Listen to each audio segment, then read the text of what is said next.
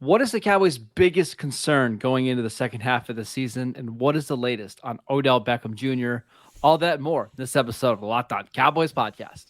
You are Locked On Cowboys, your Locked daily Dallas Cowboys podcast. Part of the Locked On Podcast Network, your team every day. Locked on. Locked on. Cowboys. Locked on Cowboys. Welcome back to the Locked On Cowboys podcast, part of the Locked On Podcast Network, your team every day. We'd like to thank you for making us your first listen of the day. We are free and available on all platforms. This podcast is sponsored by BetterHelp. It's not a crisis line. It's not self-help. It's professional therapy done securely online, available to people worldwide. And they have a special offer for our listeners right now. Get 10% off your first month at betterhelp.com/locked on. I am Marcus Mosher. You can follow me on Twitter at Marcus_Mosher. He is Landon McCool. Check him out on Twitter at McCoolBCB. Landon, what's going on, sir?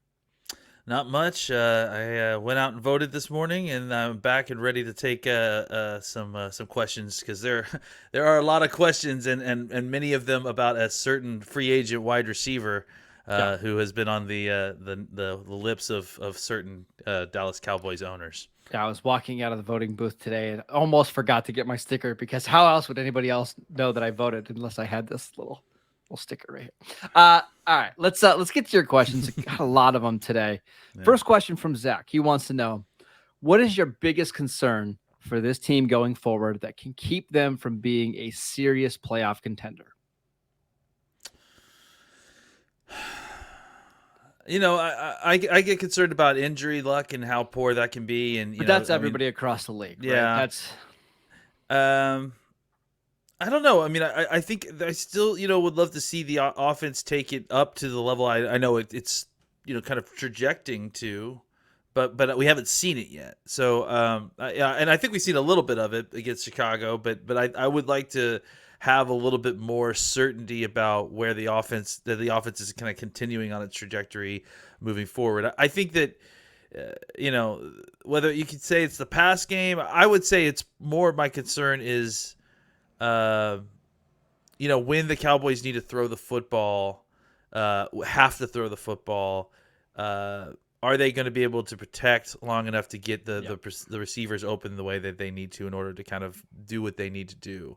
And it's not so much a specific indictment on pass protection or wide receivers' abilities to get open. I think it's kind of a mesh between both a little bit. So for me, it's the left side of the offensive line. It's Tyler Smith and McGovern. I think when the Cowboys are ahead or in a neutral game script, let me put it that way. Yeah, I think they can kind of hide their offensive line, at least the left side. What makes me nervous is if you're playing in San Francisco in round one of the playoffs, and all of a sudden you're down 13-3, and it's the third quarter, and it's 3rd and 9. Is Dak going to have time to make that throw? I don't know. They've been fortunate not to get tested by a lot of great pass rushers yet, and even this week, like Rashawn Gary is not going to be there. So how is that going to work when you have it's Nick Bosa or it's Robert Quinn or whoever going up against you? That's where I'm a little nervous. That's why I think that Minnesota game, kind of going back to it, is really one to point to, just because I think that's the kind of defense that I feel like you can expect to see probably in the playoffs. So that's why it'll be a very good measuring stick for this offense. Let's stay on the offensive line. This question from Goran. He wants to know, have we officially reached the point of confidence where we're not worried about Tyler Biadasz on a week-to-week basis? Yeah, I am. I mean, I feel like he kind of reached that level a little bit late last year, honestly. I thought that he had kind of reached to the point where I felt like a serviceable offensive center. I think this year he's been better than average, I would say. I mean, certainly not replaceable. We came into the offseason kind of thinking that, that position would be kind of up for grabs a little bit. Maybe McGovern would get a shot. Maybe some of these other guys would get opportunities. Farniak.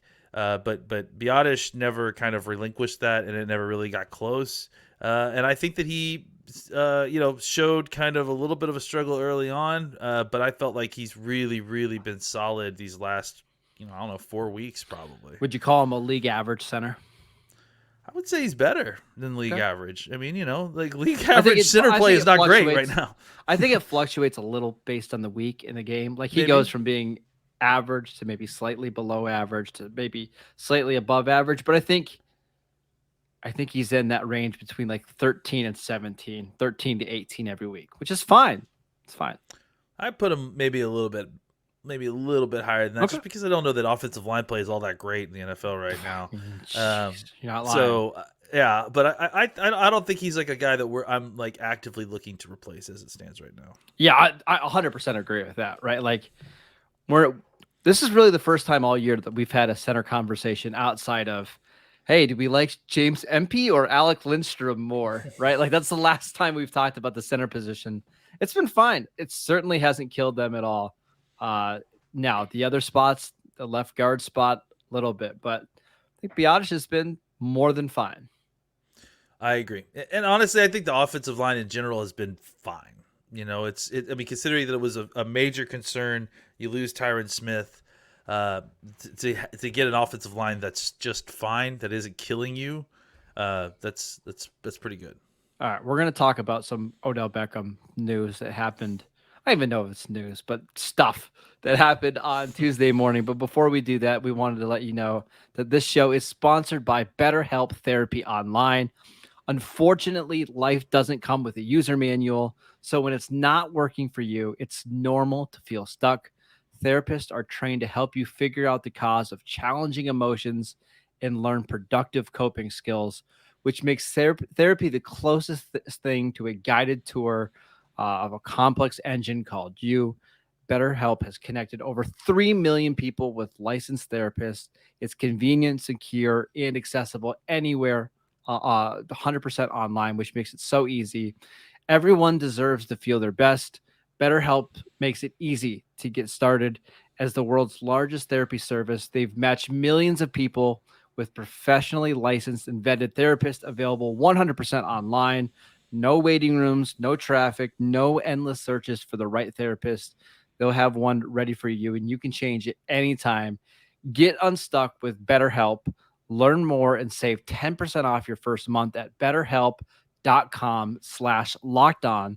That is BetterHelp.com/lockedon. All right, Landon, let's do an Odell Beckham update, because that's all anybody wants to know. We talked about him on yesterday's show, how he would fit into the Cowboys offense, whether or not that move would make sense for the Cowboys in the short term and the long term. But after listening to Jerry Jones on 105.3 The Fan this morning talk about how good Odell would look with a star on his helmet, do you think it's more likely that the Cowboys sign him in the upcoming weeks? I think we have to remember too that like the thing that's different from Odell Beckham than like, some of these other people that the Cowboys have considered is that Odell Beckham's a free agent. So there's no worry about tampering here. No. That's why Jerry and Mike and all these guys can speak with incredible flowers about, Odell Beckham and what a great player he is, and, how much respect we've got for him and all that stuff. I don't know if it changes the angles any at all. Who knows? I mean, again, we follow a team that has Jerry Jones as the GM, so it's going to be constantly with the Wizard of Oz, Charlie, Willy Wonka.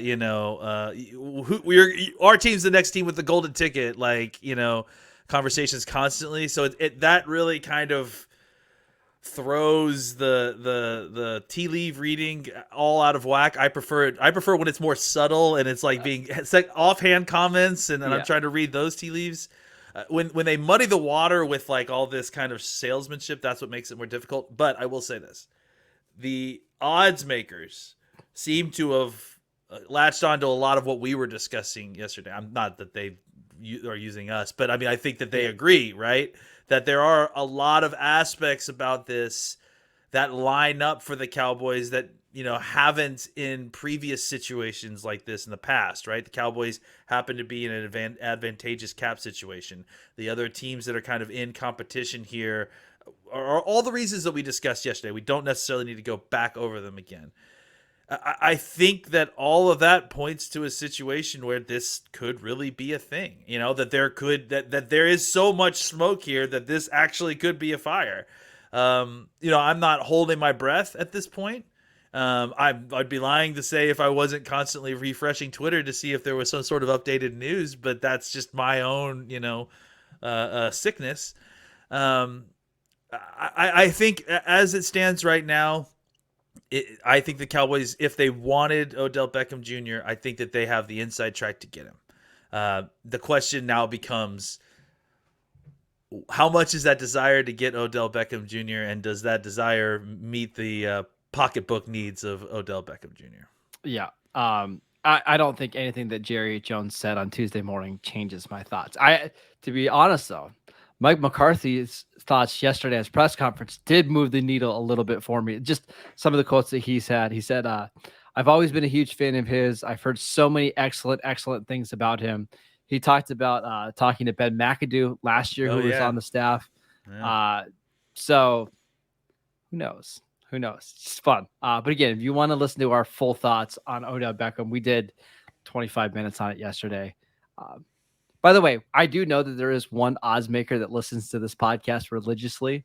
So maybe we did change. Maybe we did. Maybe we did affect the odds. Hopefully we made enough salient points that it actually moved the odds makers thinking on it. It was I'm sure you saw the same odds I did. It was from the same website. So it's possible. Maybe we are moving the odds more than we give ourselves credit for. Yeah.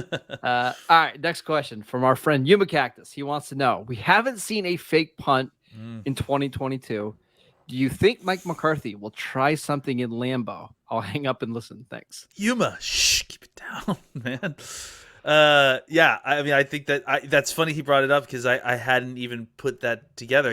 Obviously, I mean, it feels like really since since he's been here that kind of has really, and I think maybe a lot of it had to do with the fact that first season was so bad, and the 2020 season. Yeah, and they just needed to try all the fakes they could get their hands on, but. It does feel like we've seen kind of a downtick, specifically in fake punts, right? So I'm not anticipating one necessarily, but it does feel like the kind of strategic distance between fake punts, so that they're not anticipated, has kind of we've allowed that amount of time. So I think any time now we should anticipate a fake punt and not think, oh, it's too recent.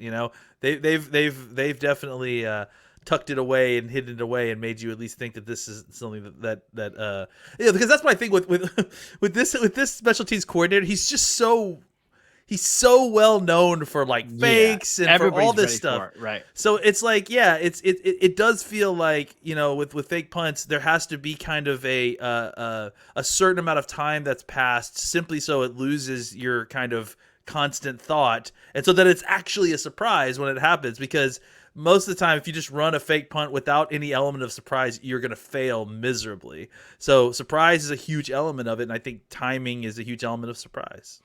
I also think there's a couple other things going on compared to 2020 when we saw a lot of fake punts. Is number one, their defense is just way better. So I think the Cowboys they love the idea of, hey, let's pin opponents inside their 10-yard line and let our defense kind of cook, right? I think that's playing a part of it. Sure. Number two, they've had a lot of 4th and longs, 4th and 12, 4th and 13s, and it's not always easy to go for a fake punt on some of those. And then when they do get to 4th and 1, like we've seen the last couple of weeks, they're just more likely just to, hey, we're going to keep our offense on the field and go get it. We trust them to go get a first down more than having to run some elaborate fake punt. So I think those three things are playing into that. Having said that, I think Mike McCarthy and Bones Fossil are going to be ready this week. If they get a look that they like and it's near midfield and they feel like they can swing momentum, I wouldn't be surprised.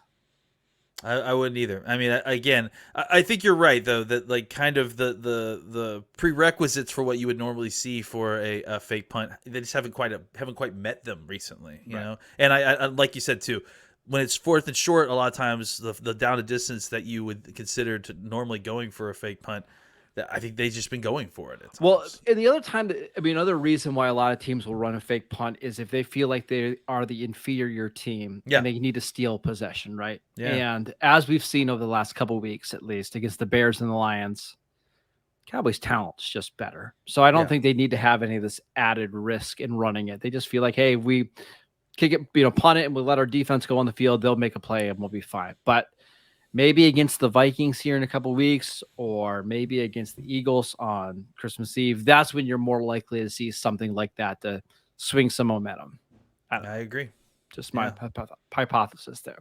All right, let's get to some more questions. But before we do that, we want to tell you guys about Prize Picks. Prize Picks is so much fun. All you have to do is pick 2 to 5 players, and if they score more or less than the Prize Pick projection, you can win, and you can win up to 10 times your money on any entry. No competing against other people. It's just you versus the projections available. Prize Picks offers projections on just about any sport that you watch. This includes NFL, NBA, MLB, NHL, PGA, college football, men's college basketball, women's college basketball, soccer, WNBA, esports, NASCAR, tennis, MMA, boxing, disc golf, Euro basketball, cricket, and more. Entries can be made in 60 seconds or less. It is that easy. They are currently operational in over 30 states and in Canada. Download the Prize Pick app or go to prizepicks.com to sign up and play daily fantasy sports. First-time users can receive a 100% instant deposit match up to $100 with promo code Locked On. If you deposit $100, they'll give you $100. If you deposit $50, they'll give you $50. Don't forget to enter promo code Locked On at sign up for an instant deposit match of up to $100. All right, Landon, let's get to some more questions. We already have people asking about potential playoff matchups. I know we're going into week 10 and we still have a lot of football left, but it is pretty easy to see, like, what's the Cowboys' route going to be here? Like, if they don't win their division, they're going to be a wild card, likely playing an NFC West or NFC South team. Is there a team that you're kind of eyeing, kind of hoping the Cowboys play in round one? You know, I know it's tough because they're a hot team and all that, but I wouldn't mind playing Seattle. Honestly, that's the one. Yeah, like I really feel like that's a team that has had a lot of success and done way better than anyone ever anticipated. And congrats to them. I think the Cowboys match up really well against them, especially on offense, right? Yeah, I think they could really run the ball against Seattle. Yeah, the other one, I mean, Atlanta. I don't think Atlanta ends up winning the South, but they're tied with the Bucs, and the Bucs have a really hard schedule. If you're telling me that the Cowboys get to go play in Atlanta against Marcus Mariota and their receivers, I'll take it. And their lack of a pass rush, it's not the word. Is there a matchup that you don't want to see the Cowboys have in round one? I mean, I'd really hate for the Cowboys to play San Francisco again that's in right? round one. You know, like I just feel like there's bad mojo there. You know, and I think if the Cowboys could get a win underneath their belt, it would be a lot better having to play San Francisco. There's a little bit more confidence there. Yeah, I just think they're a tough out. They're a tough team to beat in the playoffs just because of the way that they play and everything involved in that. I agree. That's a team that maybe even more so than the Eagles. Oh, definitely more so. Honestly, I would play the Eagles before I would prefer to play the Eagles before play the 49ers. San Francisco just matches up so well against Dallas. And we know Kyle Shanahan is a really, really good coach. He's really good in the playoffs. No, thank you. No, thank you. Next question from John. Do you see Damone Clark starting the rest of the year in place of Anthony Barr? I don't know. I mean, I think that might be a little bit of a reach. I think he got thrown onto the field even a little bit sooner than they were hoping for, just because of the way things worked out. I wouldn't be surprised if by the end of the year that he was taking at least equal snaps or a majority of snaps. But, you know, I think that they've liked mostly what they've gotten from Anthony Barr. If he's healthy, they're probably going to give him some deference. And you look, part of it, starting is also just a term that we need to kind of not give as much reverence to, because I do feel like if he's playing well, he will earn snaps, and I think exactly. depending on the opponent, like he may earn more or less snaps because he's a better fit in the game plan that week. I agree. Like I think the right number for him is like 30 snaps. And this is what we were talking about early in the year with Anthony Barr. If Barr can give you 30-ish snaps a game, and then you rotate, whether it's Jabril Cox or Damone Clark or whoever as that other linebacker, I think that's the ideal way to go. We'll see if that's ultimately what the Cowboys decide to do after the bye. Next question. Who would you rather keep at the same price next year? Tony Pollard or Dalton Schultz?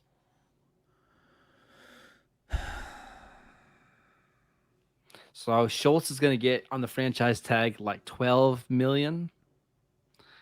Pollard probably won't get that much, but if you have to franchise him, he probably would. I don't know that would play out that way. But if you're asking me, you got to pay one of these guys $12 million for the 2023 season. Who would you rather pay? I think it's probably Schultz. I agree with you. Because he's not a running back. And I really like Tony Pollard, but it's, for me, you're already paying one running back. I'd rather just have the tight ends because you can do so many different things with them. It gives Ferguson and Hendershot some more time to develop. And I don't think the running back situation is next year is as dire as it seems right now, because you have, I think there's definitely a very clear path to restructuring and potentially extending Ezekiel Elliott to greatly reduce that number, and then using that money to sign Pollard. I don't know. It'll be interesting to see exactly what Pollard's going to command on the market, because he may not view his value the same as we do. So it'll be interesting to see exactly how that plays out. Well, the other thing is, you want to talk about a saturated running back market next year. Holy cow. I mean, first of all, from what I know about the draft, at least a little bit, this is a really strong running back class with potentially 2 first-round running backs, which is pretty insane. I'm going to read you the running backs that are scheduled to be free agents next year. Saquon Barkley, he'll get paid. Josh Jacobs, Raiders declined his 5th-year option. He's like second in the NFL in rushing yards. Devin Singletary, Raheem Mostert, Darrell Henderson, Miles Sanders, David Montgomery, Jeff Wilson, Kareem Hunt, Tony Pollard, Jamal Williams, Jerick McKinnon, James Robinson, Melvin Gordon, Rashad Penny, Kenyon Drake, Damian Harris, Dante Foreman, who's playing really well. Like, there's running backs galore that are expected to hit the free agent market, plus a crop of 15 guys that are going to get drafted. I think even if the Cowboys strike out on Pollard, I think you could sign somebody like, I don't know, Damian Harris for a couple million. And while you might not be as explosive, you're still going to get a pretty darn good player. I think no matter what, you're going to need 2 guys, so whatever the solution is, you need 2 of them. So I look, if it was me, if I'm Tony Pollard, I would at least consider listening to an alternative type of deal that maybe can guarantee me, some money for longer years, but lesser money with the guarantee of reduced touches. So maybe it can extend my career. I don't know. Like I honestly think that running backs in general should start listening to more non-traditional ideas about contracts, because I think that it will end up helping them in the long term, but we'll see. So you don't think a running back should be interested in like a 1-year fully guaranteed $6 million deal, even though it's not quite as sexy as like, hey, they got these long-term contracts, but getting just guaranteed money all up front?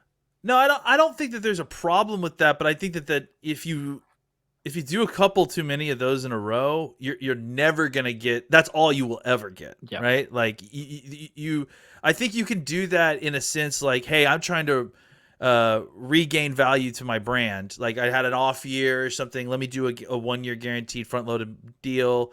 But I think that if you do that coming out of your rookie contract, and then you do that again the next year, that's likely all that you're ever going to get. Like, I don't know that you'll ever get an opportunity to kind of get any kind of long-term stability, which, maybe that's what they prefer. Maybe these guys prefer to be kind of hired guns that go from team to team with the maximizing their cash.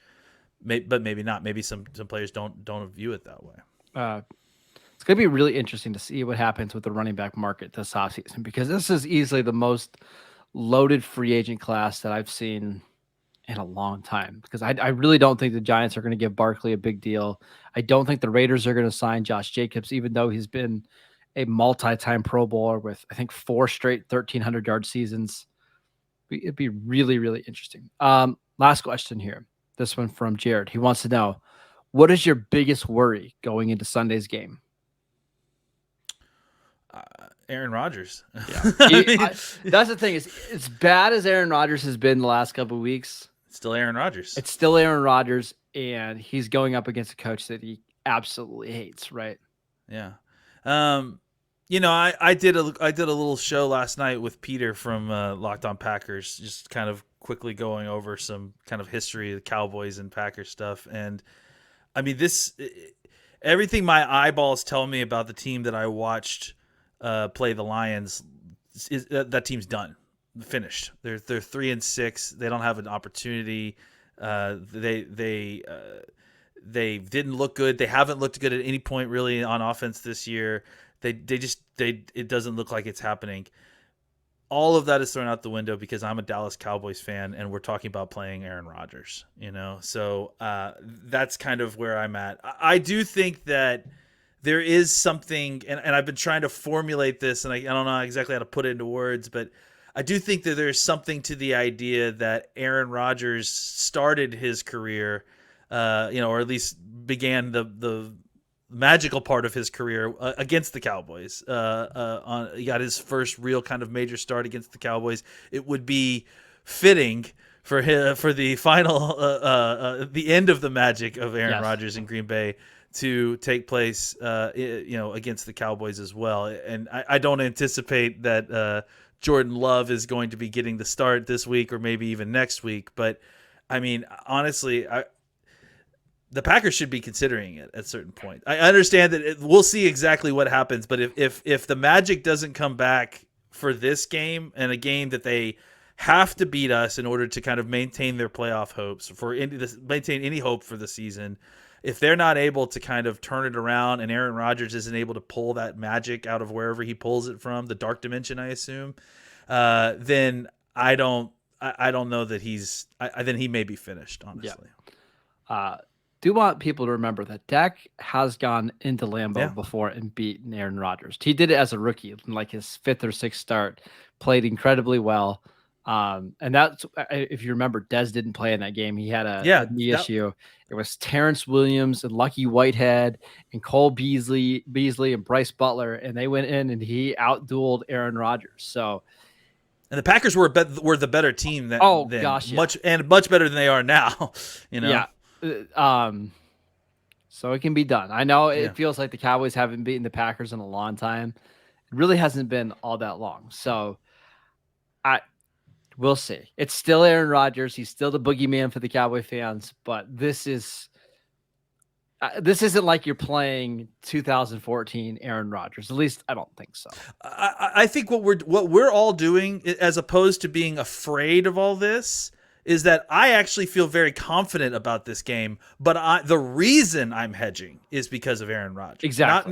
Not because I think that this team is, maybe they could win. He's done it to us before, right? I think the Cowboys should win this game. Look at the injuries of the Packers. Look at what's going on with the health. Look at every other aspect of this game except for the fact that it's Aaron Rodgers playing the Dallas Cowboys, and you would feel confident that they should win this game.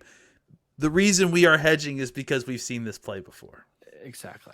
And it's just a much bigger game also for Green Bay, right? Like Dallas only really needs to win one of these next 2 road games, either at Green Bay or at Minnesota, and they'll be just fine. They'll get to 7-3, and they'll be right in the divisional hunt if the Eagles ever slip up. All right, that is it for today's show. Thank you for making Locked On Cowboys your first listen. For your next listen, check out the Locked On Sports Today podcast, the biggest stories of the day, plus instant reactions, big game recaps, and the take of the day. Available on the Odyssey app, YouTube, or wherever you get podcasts. Make sure you check out our show on YouTube. You can follow us over there, Locked On Cowboys. Follow Landon on Twitter at McCoolBCB. I'm at Marcus_Mosher. We'll see you guys right back here tomorrow. Thanks, everybody.